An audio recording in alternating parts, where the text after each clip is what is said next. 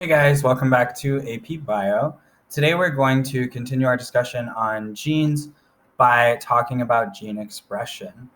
Before we get into the work, I have everything open that you need in order to be successful for class as always. So first things first, if you haven't opened your chapter 16 notes, go ahead and open those and then split screen between this video and those notes. After your notes, you guys will complete your exit ticket. And then this is a video that I will suggest you watch. It's not required, but it will help you understand what we're talking about today during the slides. So when we get to that point, feel free to pause, watch that video, and then we'll get into the work. So to get us started, we have a catalyst. I'm sure you guys have missed those. This is just to review what we talked about last class. Make sure you understand codons and codon charts because they often appear on the AP exam. So you can use this codon chart here, the ones in your new notes or your ones from last class, and answer these three questions. What possible codons produce histidine? What amino acid is produced by GCA? And what codon is considered the start codon? And what amino acid does it produce? So go ahead and pause this video, and then we'll come back and answer those three questions together. All right. So for our first one, we want to know the possible codons that produce histidine. If we go over here, remember it's the first three letters of the word that matter. So HIS is what we're looking for, and we find it right here. So we know our first base is going to be C, our second base is A, and then our third base is U or C. So CAU and CAC are going to produce histidine right here. We want to know the amino acid produced by GCA. So remember, we go to our first base, G, then we have C here, so we know that we're going to go into this overlap. And then A is right here, which tells us that ALA is produced by GCA. And then finally, we want to know the codon considered the start codon. This is something you guys should remember from last class, but if you don't remember, our start codon is AUG, and it produces methionine right here. So if you need to go back and edit your catalyst answers, go ahead and do that, and then we'll get into today's notes. All right, here's your agenda for today. We just did our catalyst. We're going to do some notes on gene expression, and then you will finish with an exit ticket.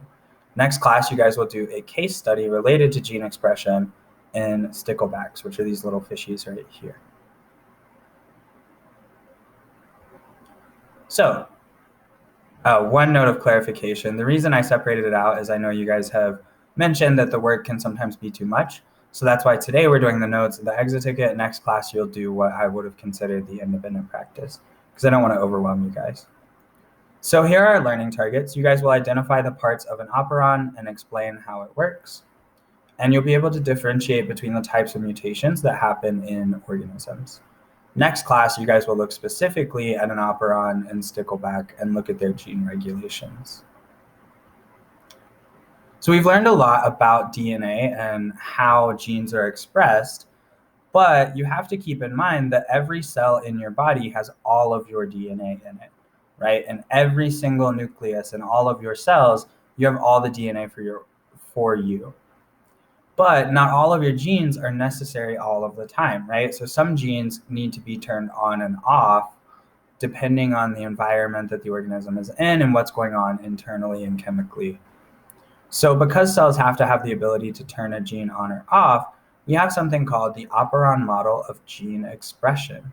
And that's what we're going to be focusing on today, is when genes are expressed and when they are repressed. So to understand this model, we have to start with the guys who first identified it. So we have Francois Jacob and Jacques Monod, very French. They experimented with E. coli and found that it's capable of regulating the expression of specific genes based on the environment it was placed in. They also identified the key parts in an operon. So we have three major players in an operon, or rather four, but the repressor is separate. So you have a promoter. This is where the polymerase attaches. Remember, RNA polymerase is the one that starts that process of RNA synthesis. And this signals the start of a specific gene for RNA to build. Then you have your operator. The operator is the place adjacent to the promoter where the repressor binds. The repressor is the molecule that's going to stop the transcription of a particular gene. And then finally, we have our structural genes. These are the ones that code for an enzyme, and they get transcribed as a group, and they follow the promoter and operator on that strand. So we're going to look at two specific types today. The first is the TRP operon. It exists in the on state. So it's naturally turned on. It has to be repressed in order to stop. And what it does is it controls the production of tryptophan. Tryptophan is an amino acid that we need for specific functions in our body. So if tryptophan is already present, what happens is it binds to the repressor and keeps other tryptophan from being made. And this looks similar to models that we've seen when we talked about cell communication in Unit 5. So hopefully this is something that you guys will be able to pick up pretty easily. Tryptophan is encoded by the codon UGG, and it's one of our 20 essential amino acids. The interesting thing about tryptophan, though, is that we can't make it from basic substances in our bodies. So instead of being able to produce our own tryptophan, we have to ingest tryptophan or tryptophan-containing proteins and then make it ourselves through that process. The cool thing, though, unlike humans, E. coli can actually produce its own tryptophan. So whereas we are ingesting it from elsewhere, E. coli can make its own. So we're looking at this tryptophan operon in an E. coli. When tryptophan is present, the TRP repressor will bind to the operator, and then the synthesis or making of that RNA is blocked. So remember, it exists in the on state, but if there's tryptophan present, it turns it off. So here we have the polymerase. It attaches to the promoter. When polymerase attaches to the promoter, it wants to run down this line and then copy these different enzymes right here.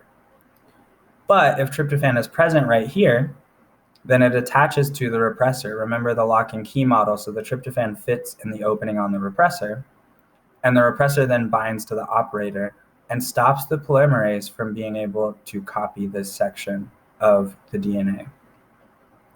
If tryptophan is not present, so if it's absent, this little blue pentagon right here, then the repressor removes itself from the operator, and then polymerase is free to run along this strand and copy that DNA to make RNA. So this is how E. coli regulates the amount of tryptophan it produces, because you don't want too much or too little of an enzyme. And this is how this specific bacterium can regulate the amount made. Another example in bacteria is the Lac Operon. This one is responsible for lactose production, and it's controlled by it. So the Lac Operon is the opposite of the tryptophan operon. It exists in the off position, and it turns on when lactose is present. So if there's no lactose, then the Lac repressor will bind to the operator. Now see here, this is just the opposite of what we just talked about. The repressor binds to the trip operon if tryptophan is present. It binds to the Lac operon if it's absent. So if there's no lactose present, the repressor will bind, and it keeps the polymerase from transcribing this right here. If lactose is present, it will bind to the Lac repressor, removing it from the operator and allowing the polymerase to move down and transcribe that operon. So remember, our key players, RNA polymerase attaches to the promoter right here.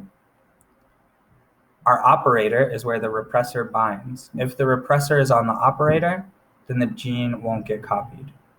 If the repressor removes itself from the operator, then the polymerase can copy or transcribe that operon. So when we're talking about these two, we're talking about two separate categories. The trip operon is a repressible operon.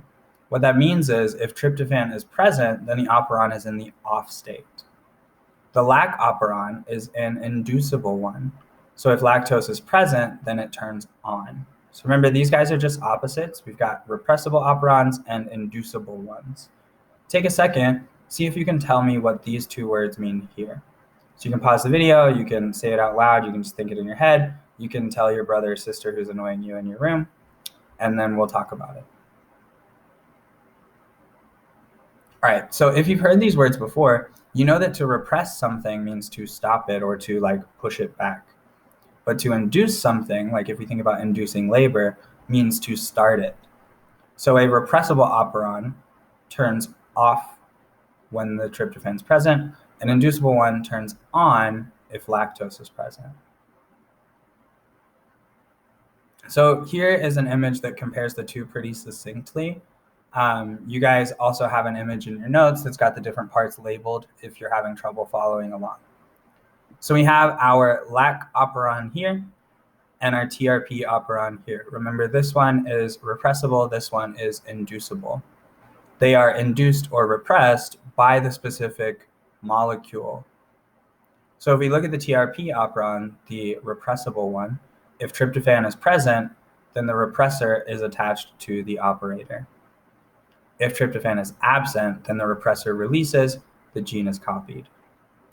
If we're talking about the Lac operon, remember this one is an inducible one, so it's the opposite. It's able to be turned on by a molecule.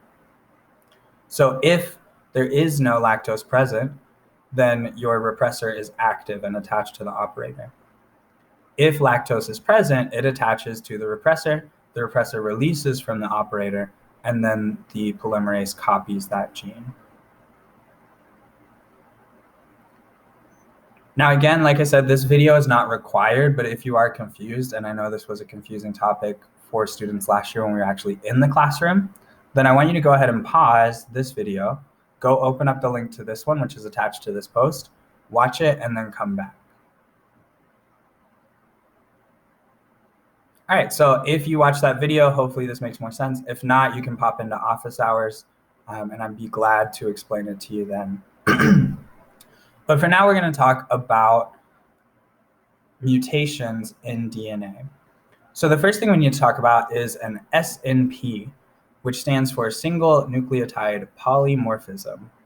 Other people call these SNPs, which I think is kind of a cute name. But an SNP is a change in one single nucleotide in someone's bases. So instead of a T here, if we're looking at these fish, which you guys will look at next class, instead of a T in these first ones, we end up with a G, which codes for different traits sometimes. Sometimes it doesn't affect the traits at all. So a single nucleotide polymorphism is a change in one base in the DNA strand. Now, in humans, about 1 in 1,000 nucleotides experiences an SNP.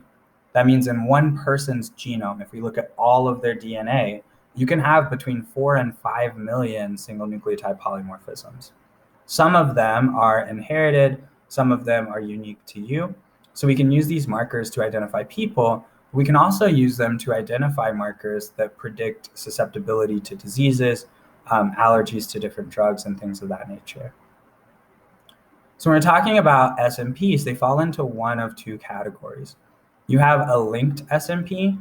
These ones are ones that fall into the non-coding region out here, so they don't affect the protein production or the function of that protein since they're outside of the gene. And then you have causative SNPs. So if they're located in the gene, then they have two categories. They can be non-coding SNPs, so they're found in the regulatory sequence itself. What that does is it changes the amount of the protein that gets produced. Or they can be coding SNPs in this coding region here, which changes the actual amino acid sequence and affects the type of protein produced. So non-coding affects the amount. Coding usually affects the type, but sometimes it can be a silent type. Now, like I said, the interesting thing about this is that scientists have conducted what we call genome-wide association studies. And what they do is they take people with a specific disease, like let's say diabetes, and they sequence their DNA. Now they take the patient DNA, and then they compare it to people who don't have that particular disorder. And what they do is they compare differences to figure out if there are specific SNPs associated with that disease. If we're able to isolate an SNP in this way, then we can find better methods of treatment based on the DNA structure of people with those disorders. So now we're going to talk about the different types of mutations that can happen. The first type is a point mutation. This is when a single base changes. So this is kind of like an SNP, right? We've got one base changing, or one letter, and it causes a change in the amino acid structure, which affects the protein produced. If we look here, this one is specifically for hemoglobin. So on the mRNA, we've got GAA for a normal strand. We call those wild type if they're normal. And that means the anticodon for that is CTT, right? So the mRNA copied from the DNA right here. Now, if there's a mutation that occurs, then we can get GUA, which gives us a different amino acid produced and causes sickle cell disease. So it's a change in one amino acid in the whole protein. We go from glutamine to valine, but it changes the entirety of the protein structure and affects the cell shape. The other thing to make note of is that there's a second category of point mutations. So we have point mutations that actually affect the amino acid produced, and then we have something called a silent mutation. An example of a silent mutation is right here. So if we have the RNA UUU, it produces phenylalanine, which you can see right here. If we have a mutation where the DNA changes to a G instead of an A, and then we get UUC, then we have a difference in the bases, but we have the same amino acid produced. So both UUU and UUC produce phenylalanine, which means it's a silent mutation. We call it silent because the protein isn't affected, just the actual nucleotides that are present. If a point mutation does result in a different amino acid, like we looked at with hemoglobin, then we call this a missense. So in point mutations, you have silent mutations, which affect the nucleotides, but not the amino acids, and then missense mutations, which affect the amino acid produced. Our next category is a frameshift mutation. Now, a missense mutation can have drastic effects on the body. So if we're thinking about sickle cell, that's a pretty dramatic disease caused by a change in one specific base in a codon. Now, frameshift mutations generally are even more dramatic or debilitating because what happens is we add or delete a base and it changes the whole frame after. That's why we call it a frameshift. It shifts it to the right or to the left based on what has been added or removed. So if we look at this one here, here's our RNA initially. We've got CUA, GUA, UUU, which produces leucine, valine, and phenylalanine. Now, if we end up with this DNA, we want to know if we insert this A here, what amino acids are coded for. So go ahead and pause the video, see if you can figure that out on your own, and then we'll come back and look at it together.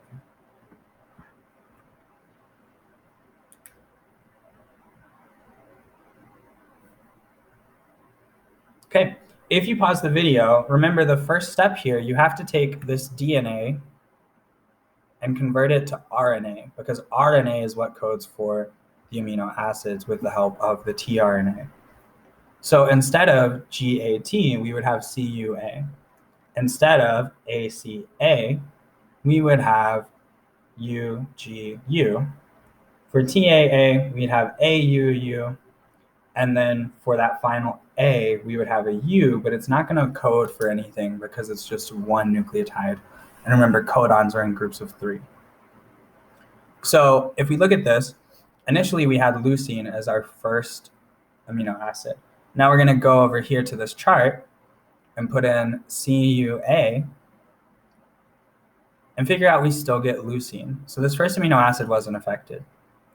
Now if we go here, we've got ACA instead of GUA because of this insertion frameshift. So now that we've got ACA, we're going to use UGU, which would be the mRNA, to figure out what gets produced. So if we go here, then we get CYS. So that changed this one here. Now if we continue, we've got AUU as the mRNA here. So AUU, which produces which produces isoleucine here. So the interesting thing about frameshift and what you should make note of is that it changes all of the amino acids produced after the insertion or deletion. So this has a more dramatic effect on the protein production because it's changing more than one amino acid.